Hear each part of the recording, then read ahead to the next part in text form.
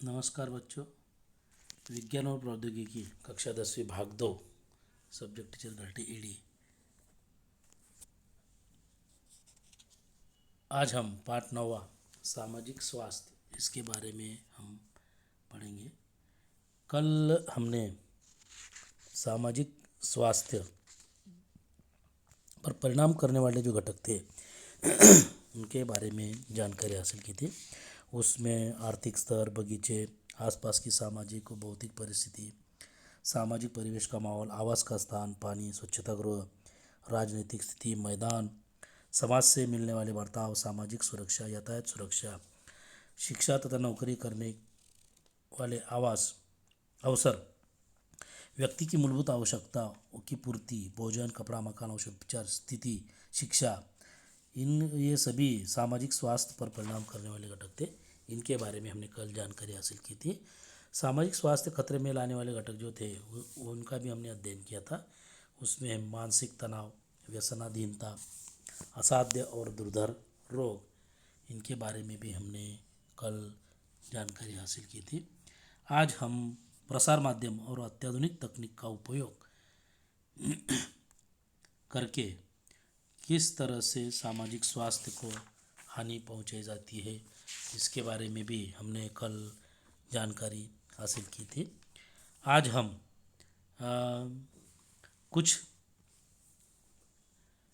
Mobile या कुछ जो प्रसार माध्यम और आधुनिक तकनीक, इनका अत्यधिक उपयोग करने पर हमें कौन कौन से खतरे उठाने पड़ते हैं, इस बारे में आज हम जानकारी हासिल करने वाले हैं।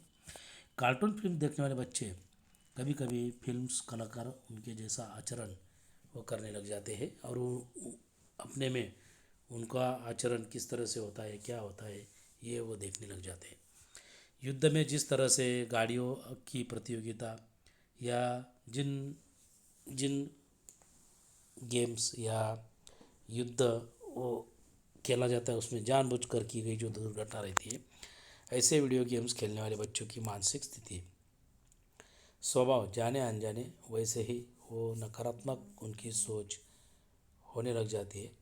मोबाइल और संगणक पर कुछ गेम्स बहुत उनका जो महत्वपूर्ण समय है वो समय भी नष्ट करते हैं और उनके जो आर्थिक जो रहते हैं वो भी वहाँ पर बहुत महंगे वो गेम्स होते हैं। उससे आर्थिक स्थिति भी उनकी थोड़ी बहुत कम यानी कि महंगे होने के कारण वो अपने माँ बाप को लेने के लिए मजबूर करते रहते हैं। कभी कभी ऐसे गेम जो रहते हैं वो मृत्यु का कारण भी बन जाते हैं। इंटरनेट का सूचना जाल आसानी से उपलब्ध होने के कारण उसका उपयोग सकारात्मक कामों के साथ साथ कभी कभी अयोग्य वीडियो देखने के लिए भी उनका उपयोग किया जाता है। बहुत सारे गेम्स उसमें ऐसे हैं जो देखने लायक नहीं होते, वो भी वो लड़के देखने लग जाते हैं। परंतु इन माध्यमों पर शासन ने अभी नियंत्रण किया हुआ है और छोटे बच्चों के लिए कोई अयोग्य वेबसाइट, अगर वेबसाइट फिल्म्स कार्टून होगा तो शासन की ओर से उसको बंद किया जाता है। अभी ये हाल ही में पबजी नाम का एक गेम था, उसके ऊपर भी शासन ने कुछ समय तक बैन लगाया था। मोबाइल फ़ोन पर सेल्फी निकालते समय समुद्र या खाई में गिरकर या उसी प्रकार चलती ट्रेन के नीचे आकर मृत्यु होने के समाचारों में आजकल बहुत बड़ी वृद्धि हुई है। यानी कि सेल्फी लेते समय उनको ध्यान नहीं रहता कि इसमें इस तरह से सेल्फी लेने से वो किसी दुर्घटना का शिकार भी वो हो सकते हैं या उसमें उनकी मृत्यु भी हो सकती है। रास्ते पर हुए दुर्घटनाग्रस्त व्यक्ति को मदद करने के बजाय उस दृश्य का वीडियो चित्रण करके उसे व्हाट्सएप, फेसबुक पर भेजने वालों में बहुत बड़ी स्पर्धा लगे हुए थे। कौन पहले भेजता है, कौन पहले भेजता है, ऐसी उनमें स्पर्धा रहती है। और वो लोग जो रहते हैं वो जो दुर्घटनाग्रस्त व्यक्ति था उसकी मदद करने के बजाय वो उस दृश्य का वीडियो चित्रण करते हैं और उसको जल्दी से जल्दी दूसरे लोगों को व्हाट्सएप या फेसबुक पर भेज दे देते। और ऐसी व्यक्तियों की मानसिकता का क्या क्या है, और स्वयं की इच्छानुसार वो पढ़ाई नहीं करते। ऐसे बच्चों को डराने, धमकाने और मारने वाले पालक, छोटे बच्चों को मारपीट करने वाले घरेलू नौकर, इनके वीडियो क्लिप्स भी समाज में प्रसार माध्यमों पर बार बार हमें देखने को मिलते हैं। कार्टून फिल्म्स देखने वाले बच्चे कभी कभी फिल्म्स कलाकारों जैसा आचरण भी करने लगते हैं, और ऐसे घातक और अपप्रवृत्ति की कृति करने वाले व्यक्ति मानसिक दृष्टि से वो तनावग्रस्त रहते हैं, और यह कृति का मतलब उस तनाव का विस्फोट या प्रस्तुतिकरण ही होता है। चिकित्सकीय दृष्टि से ऐसे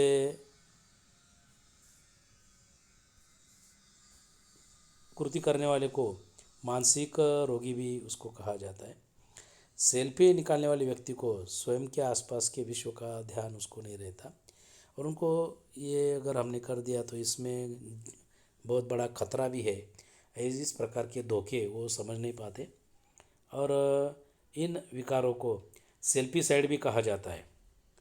और पारिवारिक अत्याचार, आत्महत्या करने से पहले दूसरों को संदेश भेजने वाले और आत्महत्या करने की वीडियो क्लिप भेजने वाले जो भी रहते हैं, वो सभी लोग या बच्चे मानसिक दृष्टि से वो बीमार रहते हैं, और दूसरे लोगों की सहानुभूति मिलने के लिए वो इस तरह के काम वो करते रहते हैं।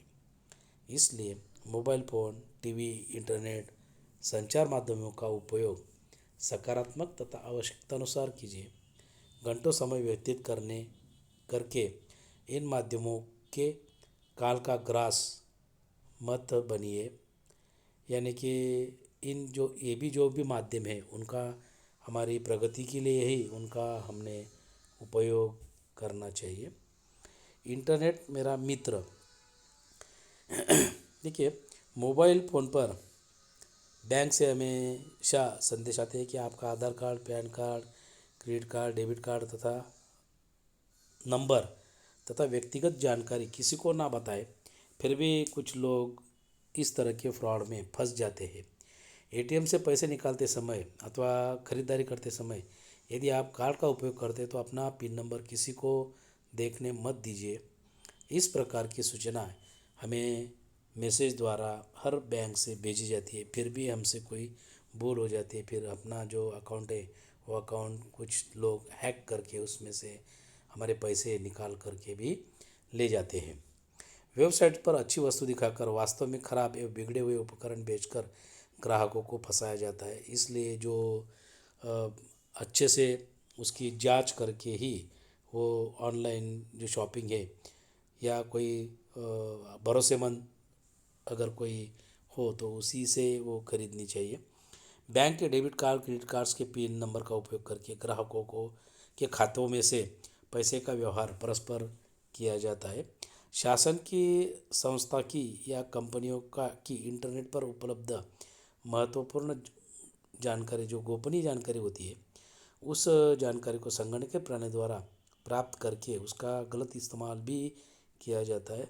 इस प्रकार को हैकिंग ऑफ इंफॉर्मेशन भी उसको कहा जाता है। और कभी कभी झूठे फेसबुक अकाउंट खोलकर अपनी झूठी जानकारी देकर युवा लड़कियों को फंसाकर शारीरिक आर्थिक शोषण भी किया जाता है उनका। और ऐसे अपराध आजकल अधिक मात्रा में बढ़ रहे या बढ़ते जा रहे हैं। दूसरे द्वारा तैयार किए गए सॉफ्टवेयर, फोटो, वीडियो, संगीत आदि इंटरनेट से लेकर उसका भी बहुत सारा दुरुपयोग अब हो रहा है। अवैध बिक्री करना, ऐसे अपराधों को चौर्य पायरेसी भी कहा जाता है। यानी कि कोई सिनेमा हो, वीडियो हो या संगीत हो, उनके डुप्लीकेट कैसेट या डुप्लीकेट बनाकर उसको बेचा जाता है, और इसी को पायरेसी भी कहा जाता है। इलेक्ट्रॉनिक साधनों का उपयोग करके बदनामी कारक संदेश भेजकर वो अश्लील चित्र प्रसारित करना, प्रक्षेपक भड़काने वाले संदेश भेजना, और इस प्रकार इन इलेक्ट्रॉनिक साधनों का दुरुपयोग बहुत बढ़ चुका है।